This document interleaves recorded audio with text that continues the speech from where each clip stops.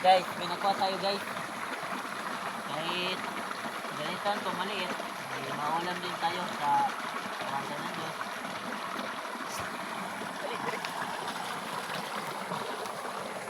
So guys, tignan nyo guys oh.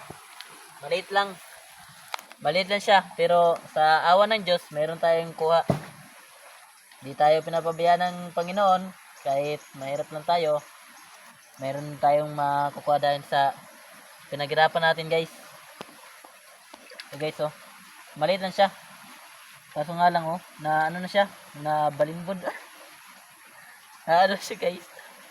Ay, huwag katawa mo rin para video. Nabalimbod na siya guys. Kuri na siya makuha. Sana. Ay, ako para video guys. Sige katawa para video. Oh guys. May mga kilo na tayo guys. Let's go.